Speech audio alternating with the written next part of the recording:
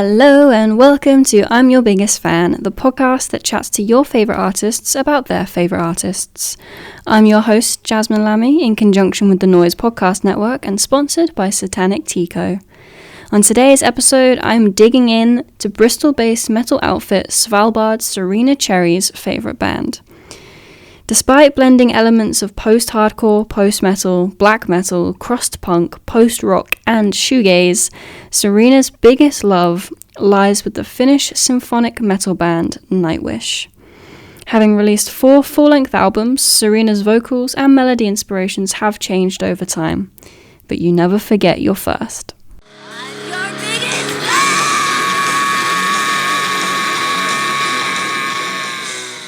Thank you for joining me on this podcast. Thanks for having me. I'm excited to talk to you. The band you want to talk about today is Nightwish, which I'm also really excited about because Nightwish it's a name I've always heard and come across, and I've probably heard a few songs here and there, but it's never been a band that I've sank my own teeth into. So I want to know, do you remember the first time you heard Nightwish or came across them?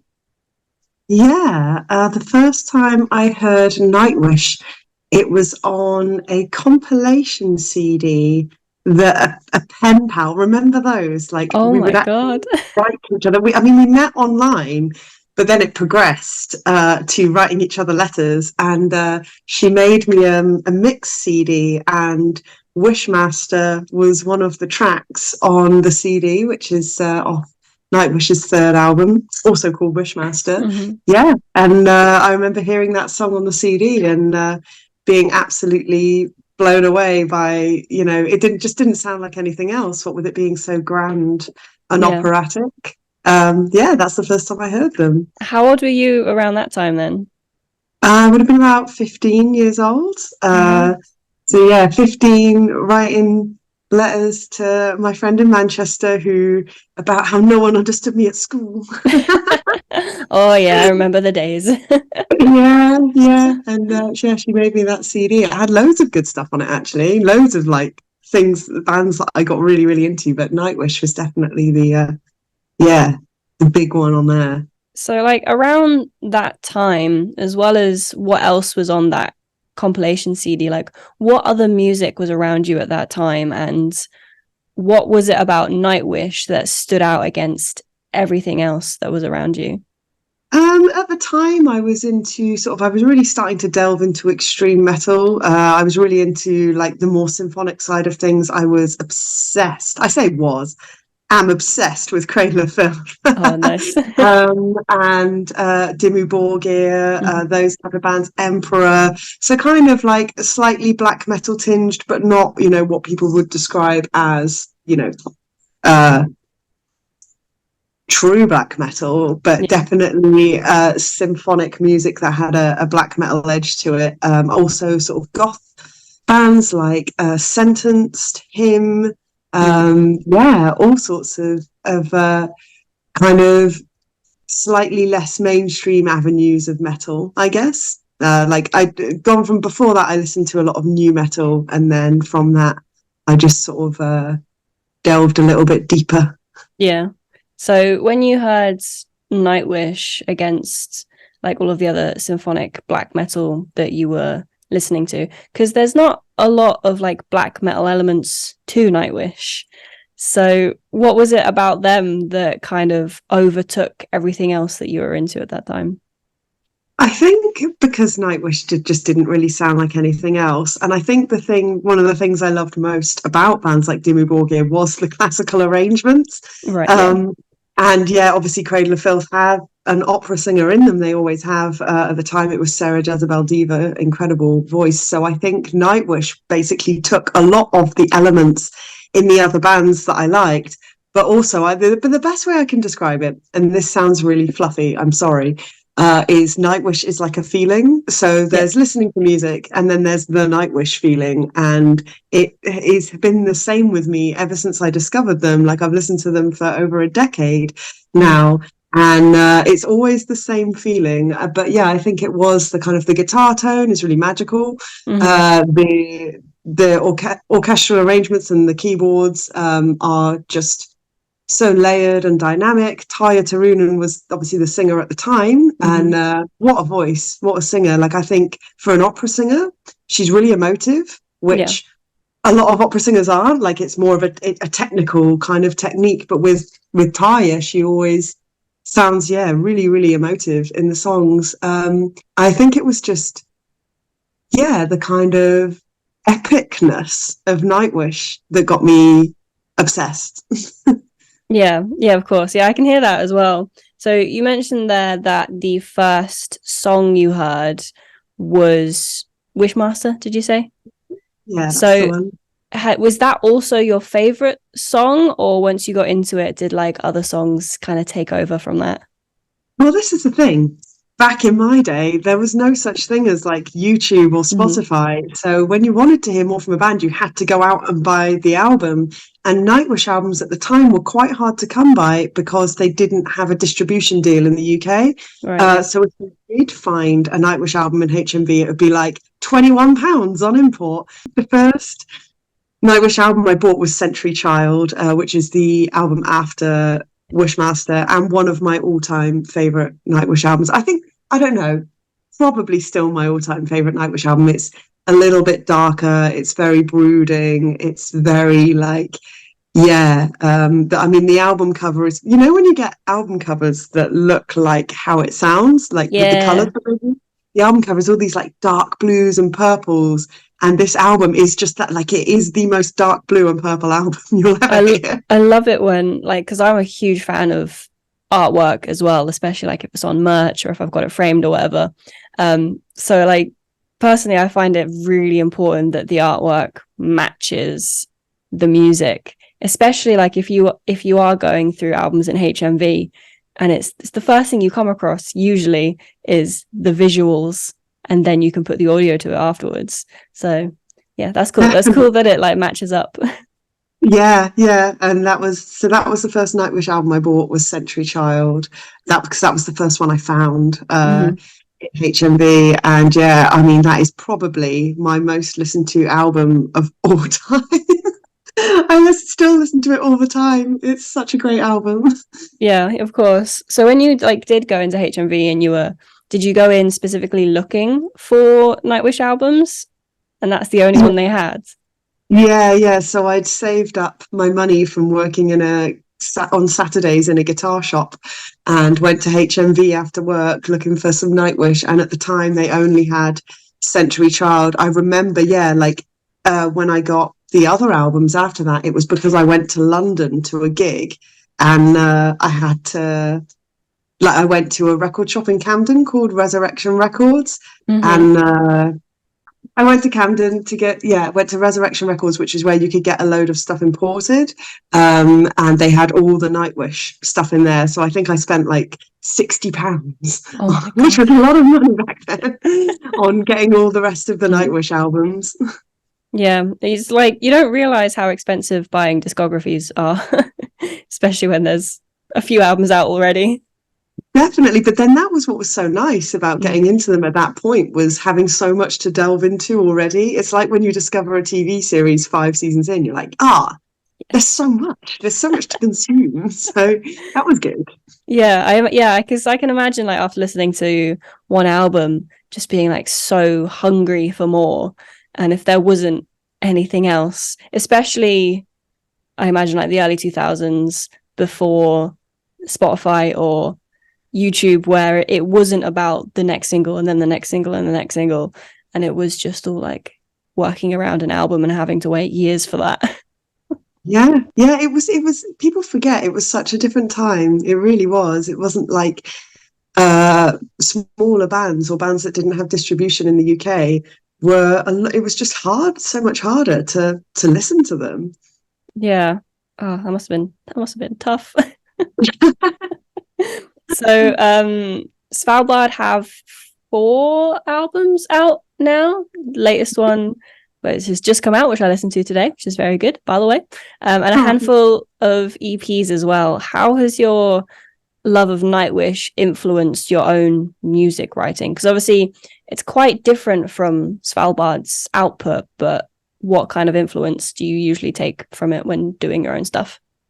I mean, there's a lyric in a Nightwish song that's "Sing What You Can't Say," and that is the philosophy that I've taken for all lyric writing in Svalbard. There's another thing. So Tuomas Holopainen is like the mastermind of Nightwish. He plays keyboards on stage, but he writes all the music and he writes all the lyrics. And he puts a lot of references in his lyrics. So he'll have references to other bands, other films, poetry, and stuff like that.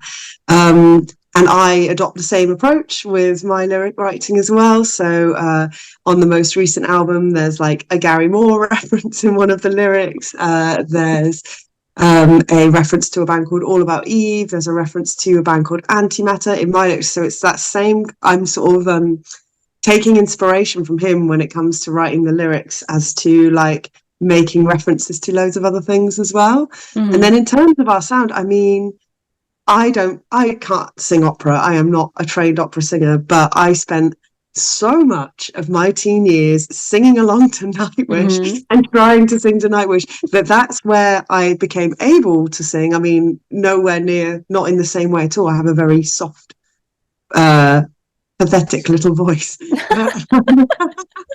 I definitely would not use those words.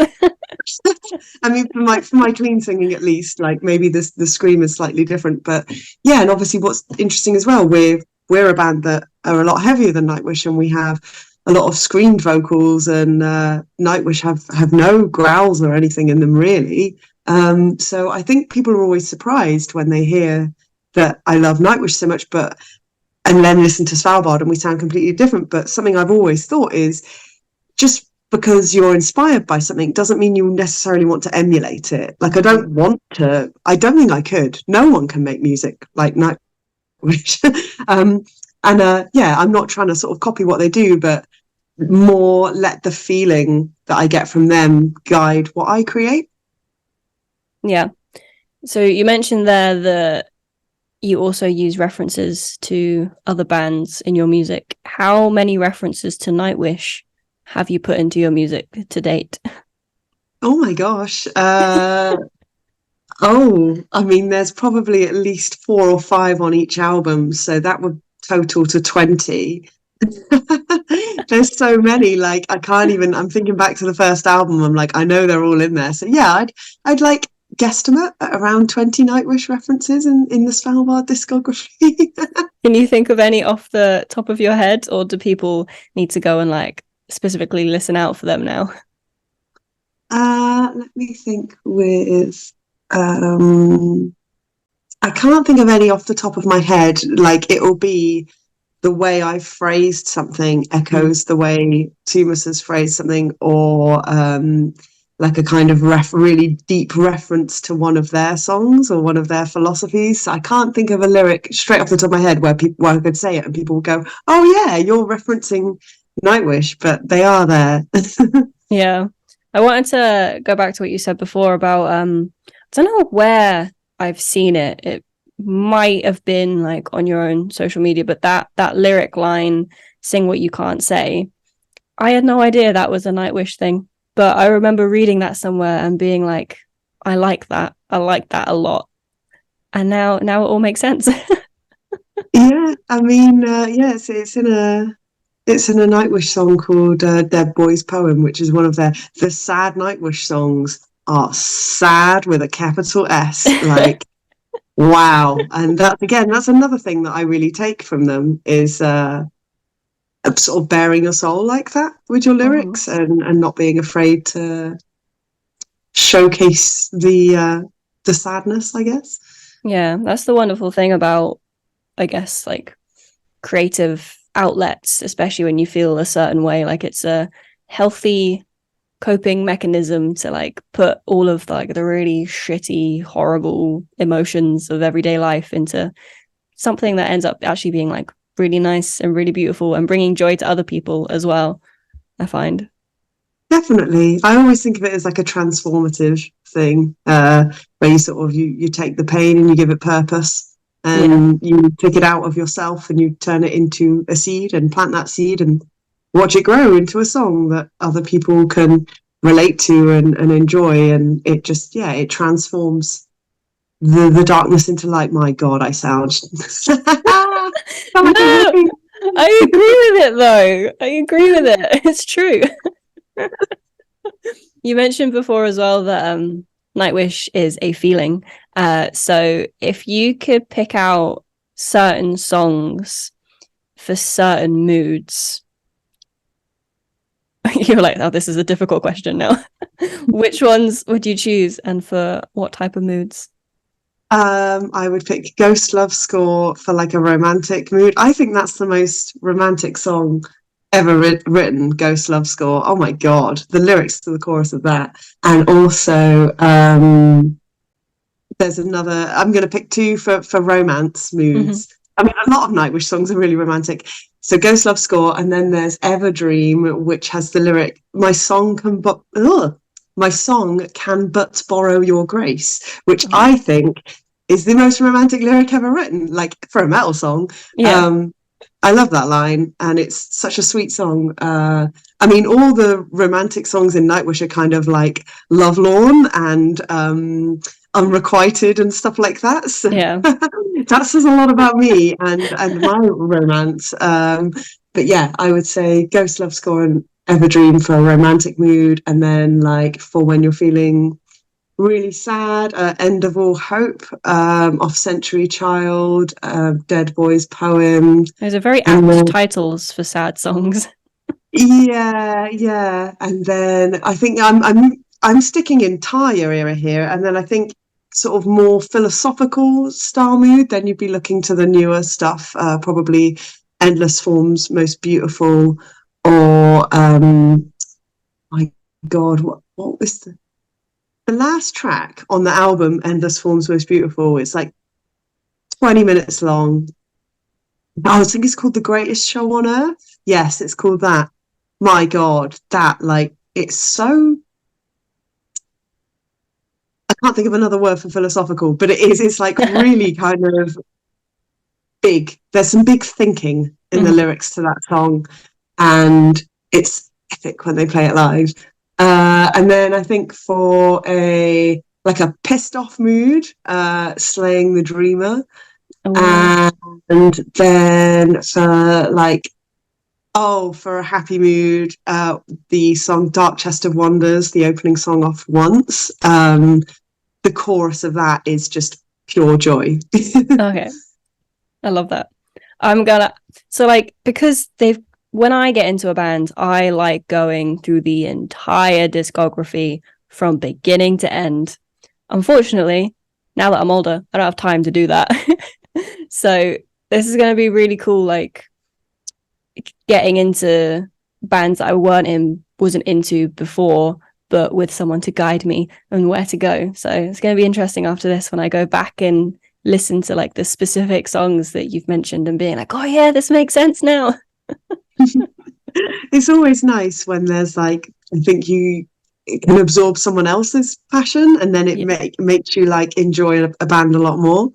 Yeah, that's why I really enjoy doing these interviews, because like I said, because my full-time job is in the music industry, I'm a publicist as well, so I find it really difficult to get into new music that I'm not working or like my comfort bands from my childhood. So, and I get like secondhand excitement and secondhand happiness of people as well. So this is my way of like getting into music that I wouldn't have time to get into otherwise. Oh, nice. Yeah, that's really cool. And I totally sympathize with the not having time. I work in the games industry, and now I don't have time to play video games because I just work about games. It's great, but yeah, very time consuming. Yeah, I can only imagine. So thankfully, Nightwish have actually been going for like quite a while. So have you managed to see them live in concert before? Oh, so many times. Yeah. When was the first? The first time I saw them was, I believe, this was the first ever Bloodstock festival, or it might have been the second. It was when it was indoors in a sort of hall in Derby. And it was Nightwish played or headlined one of the days, their first UK show many, many years ago. I went to that. And then I saw them at the London Astoria more times than I can even remember, every single tour, because after they released Century Child, they got a distribution deal in the UK. So the fifth album, I'm counting an EP as an album there, did have more promo and stuff in the UK, and they started coming over here more. So I saw them every single time they played, and they would sell out the Astoria and then add another date, and I'd go to both. And yeah, I saw them at Wacken, 2005. Awesome. Yeah, I've seen them so many times. So I've seen them with every different singer. Annette, we don't talk about the Annette era. It's so frustrating because musically, those are two really, really fantastic Nightwish albums. Her voice, for me, it's not Nightwish. It just doesn't fit with the music. It's very scratchy, poppy kind of voice. So that was kind of when I didn't go and see them as often. I did see them perform with her twice and was not into it at all. Didn't like her versions of the old songs. So sort of felt a bit disconnected from them at that point. And then after this, they got Floor Jansen from After Forever, the Queen, in, and she is absolutely phenomenal. And the albums they've recorded with her are top tier. And I've seen them with her several times. So we went as a band outing because everyone in the band, apart from the drummer, loves Nightwish. So we all went to Wembley. Was it earlier this year or was it? I think it was, earlier this year. Went to see them, which was great, and saw them at Wembley again a couple of years before that. So basically every time they come through, I'm there now. Yeah, oh, amazing. When you saw them at Bloodstock, did you have plans to go to Bloodstock regardless and then they were added, or did you go specifically because you knew they were performing? Oh, I went to see them. Like, there was a few other bands on the lineup that I liked, but I was there. I bought the ticket and went and made that journey to see Nightwish. Awesome. And I cried the whole way through. Did you go by yourself or did you go with other people as well? I went by myself. So I used to go to loads of gigs on my own because I still do actually. I say that. I went to a gig on my own the other week. I didn't know that many people who liked the same stuff as me. And I sort of knew a few familiar faces of people I would like say hello to once I was there, people I'd seen at other gigs and stuff. But I didn't actually go. I went to Bloodstock on my own. At least it was when Bloodstock was smaller. Yeah, like it was super cool. It was like a really nice day. Did you find so this is what because I also go to a few gigs by myself, but when I used to go to gigs, when I started going to gigs, I would always like go with my dad or go with the only one other friend I had that was into slightly alternative music, and we kind of like bounce the excited energy off each other. How was it seeing them by yourself? Do you know what? I think I genuinely preferred it because I could just stand there, get right to the front, get really into it, lose myself in it and not kind of feel self-conscious. I'm really socially awkward anyway, and really like self-conscious all the time. So I think being on my own was probably the nicest way to enjoy it for the first time. I mean, I have seen them with other people now, and that's really nice too. But I think having that experience just for me and being able to cry and sing my little heart out and stuff, it was really nice. Yeah, I guess it would have been like really cathartic as well, and like that core memory for you is just like a very personal thing as well, like more so than if you'd like seen them with someone else. I guess like that is something you're not gonna forget. It's not gonna blend into any other experiences you've had since, I guess. Yeah, definitely. So they've stated that they're going to be on a touring hiatus for the next album cycle. How do you feel about that, not being able to go and see them? Well, Floor's having a baby, so I'm happy for her. And that's like, I totally get it, to be honest with you. I have seen them I guess if I were to add it up, I've probably seen them over 20 times live, and it is great. It's always great to see them. But at the same time, you know, touring is hard and very, very draining. And if you want to be starting a family, if you've got other commitments, if you've got, children and spouses and stuff to spend time with, do that. You know what I mean? Like, I don't, as much as it's kind of, it just basically means that when they do tour again, I'll be even more excited for it than before. But like, I think I totally get it, basically, is what I'm trying to say. When bands say, we're not going to be touring for a while, I'm like, yeah, yep. Like, yeah, good for you. I love it when when bands have children and then they get old enough and they bring the children out on stage. It makes me cry every fucking time. Doesn't matter if I know the band, doesn't matter if I'm like emotionally invested. If there is a child on stage, I am bawling my eyes out. But yeah, so do you happen to know where their band name comes from? No, I don't. Isn't it? Hang on, the first song they ever wrote was called Nightwish, I believe. I think that's where it came from. I've got written here that it's from their self-titled acoustic demo in the late 1990s. The name Nightwish was derived from their first song together. Ah, there we go. Yeah. I vaguely knew it, I guess. I like that. I like when, especially when a band will name, their band name, and then they'll have the same name for an album, and then they will also have the same name for a song on that album. Yeah, like Nightwishception. yeah, exactly. I think more bands should do that. We've never done it. We've never named a Svalbard song Svalbard or a Svalbard album Svalbard. I think we're too topical for that. Next time. There'll be a next time. So out of their 9 studio albums, you said your favourite was Wishmaster? I think you did. Century Child. That one, Century Child. Which one of any of them, I know you said that the Annette era was underwhelming. So would you say your least favourite albums are those two, or do you have other underwhelming ones too?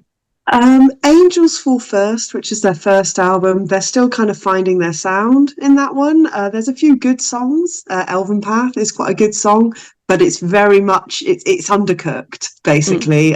So that's not one. Like, if someone said to me which Nightwish album should I avoid, I'd probably say Angels Fall First because it's just not quite, they're not quite there yet. It's almost like a really well produced demo, that album. Right, okay. And then after that I would say the Annette era, so Dark Passion Play and Imaginarium. And I feel so guilty saying that because some of the songs and the instrumental work on those albums is incredible. It's just her voice I don't get on with.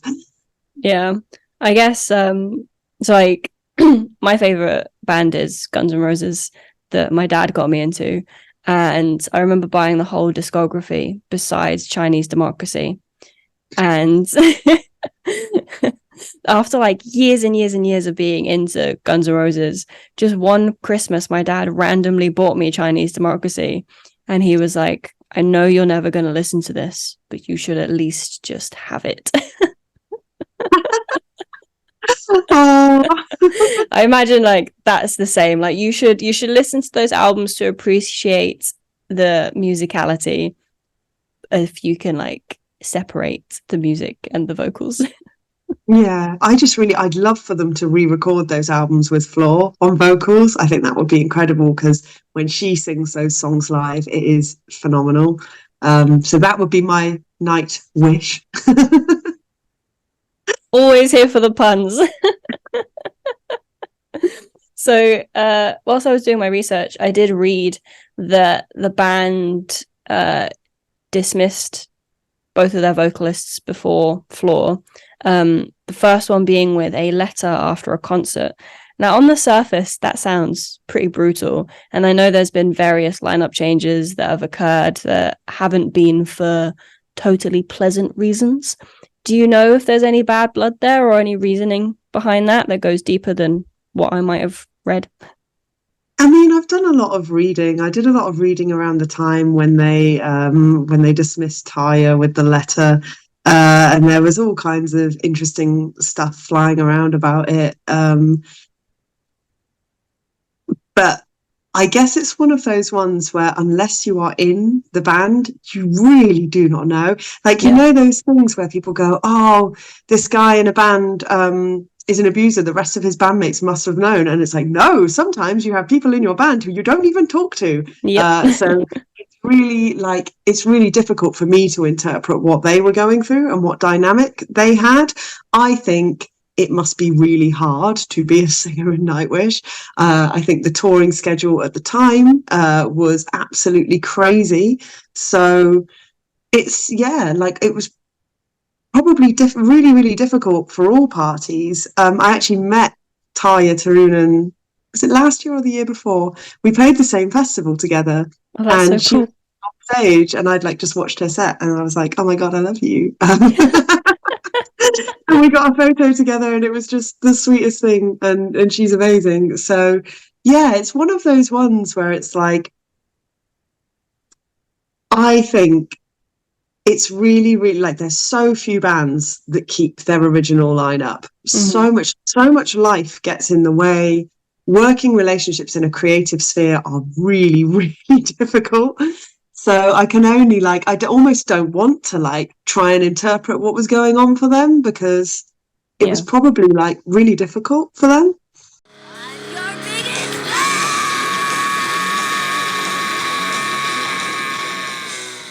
So when I've listened to the most recent album, and I really enjoyed the track How's the Heart. It really reminded me of epic Disney movie soundtracks. So that was a nice nostalgia feeling mixed with metal, which was cool. Random off-topic question, but what's your favorite Disney movie in that case? Oh, are we talking classic Disney or are we including Pixar in this? Let's go for both. This is a very serious question. Oh, wait. No, it's really easy, actually. I forgot. One of my favorite films of all time is Frozen 2. Okay. And I would also describe Frozen 2 as the songs all sound like Nightwish songs. The first song they sing, I think it's called All Is Found. Oh my God, that is such a Nightwish progression. But this is where it gets really interesting. So Tumas Holopainen, the composer for Nightwish, is a big Disney fan. He goes to the Disney parks very regularly. Okay. He's super into Disney, loads of Disney references in his songs. So you can see where he takes a lot of inspiration. So you saying How's the Heart has that kind of Disney ballad thing. Yeah, of course. That's one of his biggest inspirations. So well spotted. Oh, this is what I mean. It makes so much sense now. But yeah, Frozen 2, and then favorite Pixar movie, if we're separating them, is Soul. Oh yeah. Soul, oh my God, there's that bit in Soul where he plays the gig and he's been building up and up and up and up to playing that gig, and then he stood outside and everyone's left and he goes, I thought it would feel different.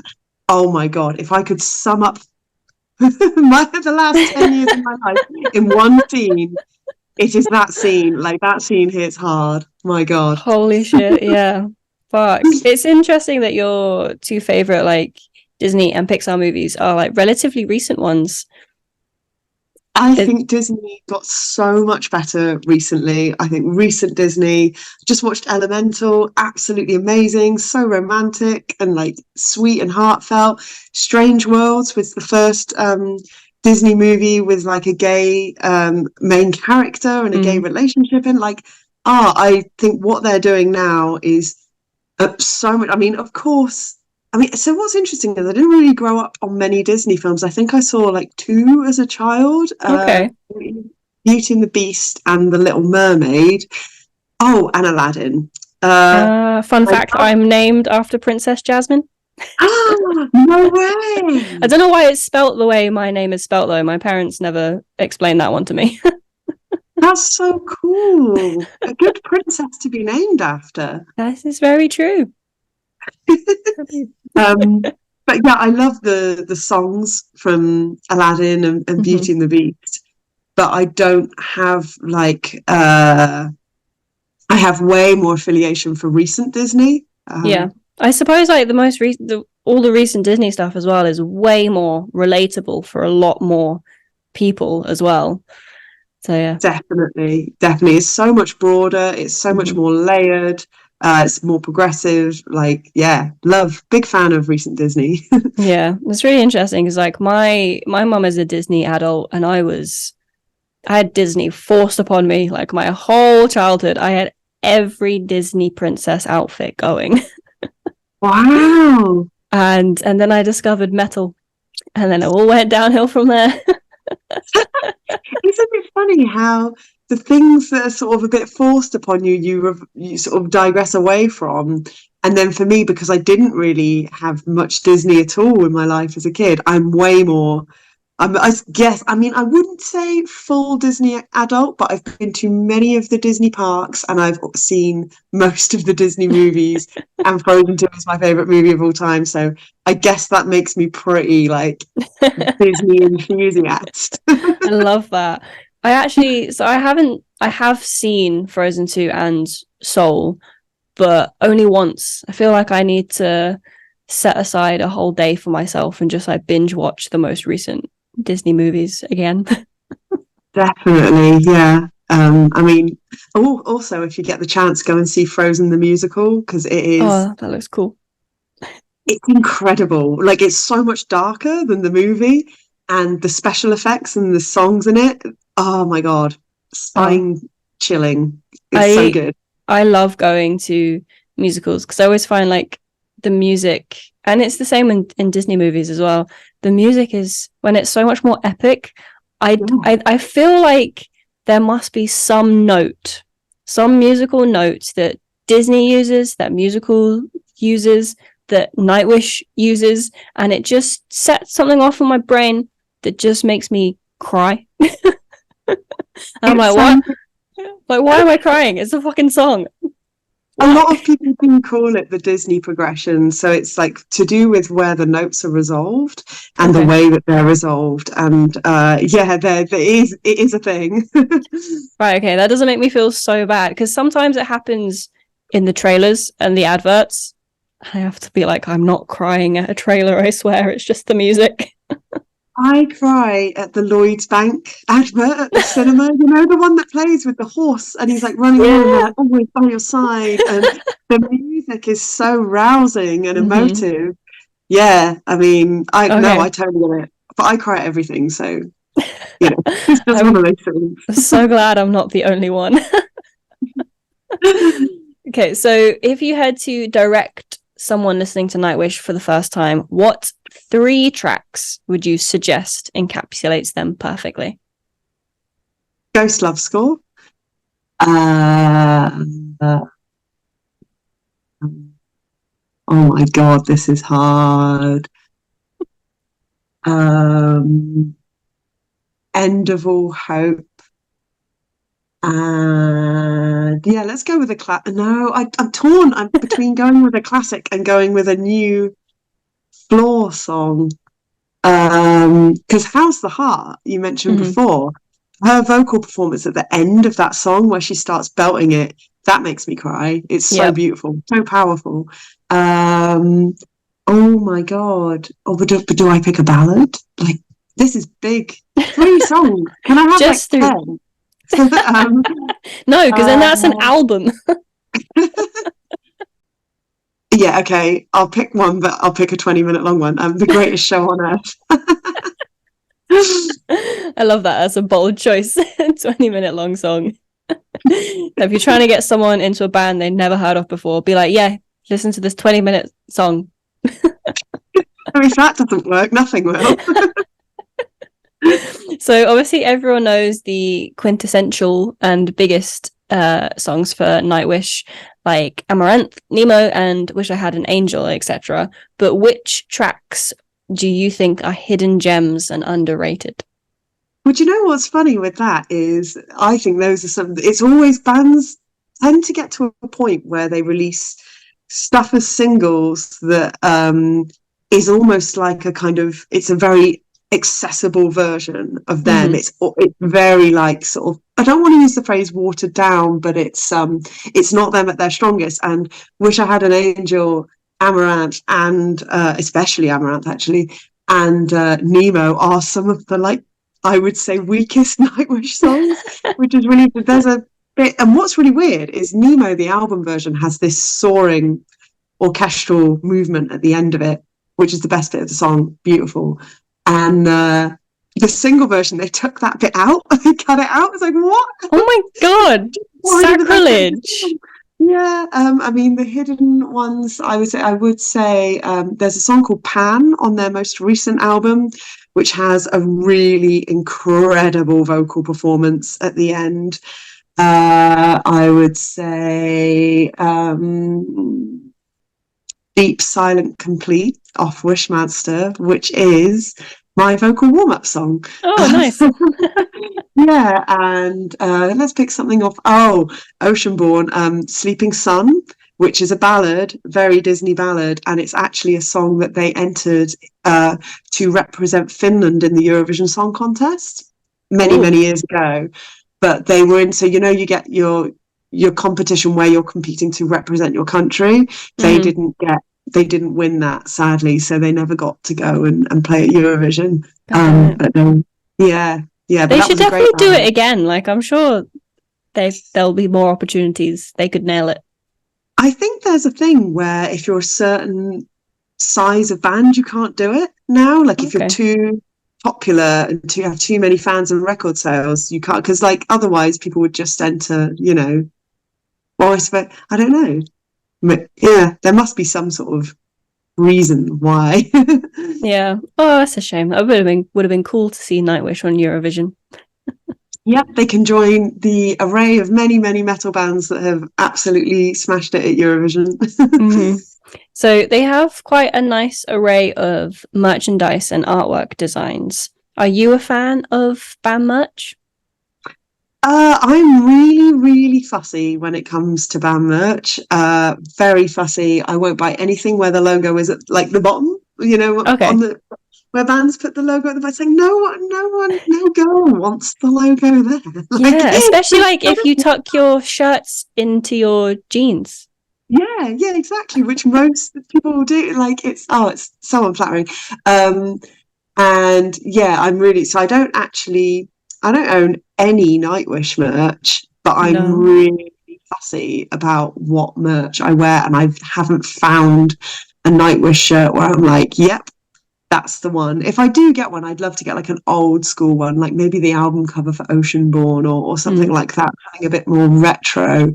I do, however, have a book, a hardback book. It's all in Finnish, and it's the Nightwish book, and it's like dark blue velvet with an embossed logo on the cover. It's very cool. And Nick from Kerrang gave that to me. He was like, I found this lying around in the office, and then just posted it to me. It was like, best post day ever. So yeah, and I have a set list from one of their shows at the Astoria. So I have like a few special things, and like Century Child on purple vinyl. Amazing. But I don't actually have any Nightwish shirts. Damn. So this Nightwish book, is it like a biography? Is it their lyrics? Like, describe this book to me. There's a lot of photos in it, photos from like video shoots, photos from tours, behind the scenes kind of stuff, and all the text. There's a lot of text. The book is like this thick. It's huge. It's like a really big book. I think it's like their story, really. It's kind of done in a photo booky with a lot of text way, like a coffee table book rather than a biography. I guess I'd describe it as a really large coffee table book. And does it live on your coffee table? I don't have a coffee table, so no. No. If you had a coffee table, that's where it would live. Oh, absolutely. Fried centerpiece. I love that. So, okay, besides not owning any like band shirts, what do you love about them visually? I mean, Tumas Holopainen, have you seen him? A dream. No, visually, like, that was so shallow. I'm so sorry. No, I get that as well. Again, like, they have that kind of imagery where it feels like a world. So the album covers feel like a place that you could step into. The colours match the emotions of the songs. The way they dress on stage, like Tarja Turunen would always match the colour of her mic and her mic stand with her outfits. So she'd wear like all red, and she'd have her red mic and red mic stand. Super cool stuff. And like obviously for the more recent albums, Floor Jansen has had these amazing outfits made. Like, I think the aesthetic for the last one was a little bit steampunk inspired, and they had these cool kind of it's very subtle, like steam. It's not, over the top goggles on the head or anything, which is a good thing. But yeah, they definitely have like, they always feel like they've evolved with every look. And yeah, the artwork for the albums just feels like a place you can step into. And like, I don't know, this is going to sound, how do I say it? Some groups of people look like a band, like they look like a gang kind of thing, and they look like they belong together. And even though Nightwish don't have that kind of uniform look, say, compared to a band like Ghost, where the image is so curated and so thoroughly thought out, Nightwish just, they look like they belong together, which is really nice. And yeah, Tumas Holopainen is a beautiful man. It's interesting what you said there about like evolution and evolving, because I found through all these chats I've had so far and all the bands that I've spoken about, it seems quite rare for artists as big as Nightwish to put out consistent material the longer they've been going without leaving like massive 10-year gaps between them. Nightwish, however, their longest span has been most recently, and it's just 5 years between 2015 and their latest output, 2020. How long do you think it'll be until the next piece of material we hear, and how do you find their sound has evolved and changed?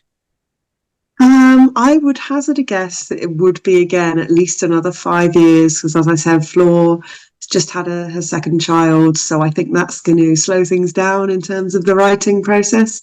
And obviously it all depends where they're at creatively. I think the beauty of being in a band like Nightwish is you don't need to rush the creative process. You don't need to be pumping out an album every 2 years, and fans appreciate that. Like, I would rather a band took 5-7 years to make an album that sounded inspired than rushed something out in 2 years for the sake of ticking a box to say we've done another album. I think the sound in Nightwish, I mean, it's evolved in so many ways. Obviously you've got like more musicians are in the band now, so you've got the guy who plays all the folk style instruments. I don't even know what those instruments are called, but there's like a pipe thing and a guitar. I did read them earlier, but I didn't write them down because I know if I tried to pronounce them I would get it horribly wrong, so So, I mean, yeah, that is a thing that they've introduced into the band, and it's definitely influenced their sound, and you can hear like a lot more. They've always had a folky aspect to them, but that element has become a lot richer over time. I think the dynamicness of Floor as a vocalist, where she can do so many different styles of vocals, has really opened a lot of doors for Nightwish in terms of delivery of lyrics and songwriting and where a song can go. Like the ending of Pan is a really good example of that, where it suddenly goes into this huge bombastic operatic bit, but then you've got How's the Heart, where she's belting it like a kind of 80s rock singer. Like, she is so dynamic, and she's made the band sound even more versatile, and they've definitely, you can hear them exploring new avenues, especially on the most recent album, Human Nature, which I would say is the most progressive of the Nightwish albums. So yeah, they've kind of the Disney metal that is the base layer of Nightwish is always there. It's always there, but they have definitely grown into like exploring so many other like progressive and folky elements as well. Yeah. Oh, awesome. Well, that was my last question. So Ah, thank you so much for having this chat with me. I hope you've had a fun time talking my ears off about Nightwish. I've had a fun time listening to you talking my ears off about Nightwish, and I'm really looking forward to like when I'm working tomorrow, just putting Nightwish on and listening to the songs that you mentioned and being like, oh, it makes sense now. oh, thank you so much. It was really fun chatting with you about Nightwish, and thank you for listening to me waffle on about the greatest band in the world. Thank you for listening to I'm Your Biggest Fan. If you enjoyed what you heard, please don't forget to like, share, subscribe, comment, send it to your nan in the post. Every little helps. You can follow us everywhere at biggestfan_pod. Follow me everywhere at Wrathchild_jazz. Noizze at Noizze UK on everything. Noizze Podcast Network at Noizze Podcast Network on everything. And Satanic Tico at Satanic Tico and at Pitch Black Nor. If you have a band member in mind that you think would be perfect for this podcast, perfect for this topic of conversation, or maybe you are the band member and you're the super fan, drop us a comment, drop us an email. All other info can be found below in the description. And thanks again for listening. We'll catch you soon.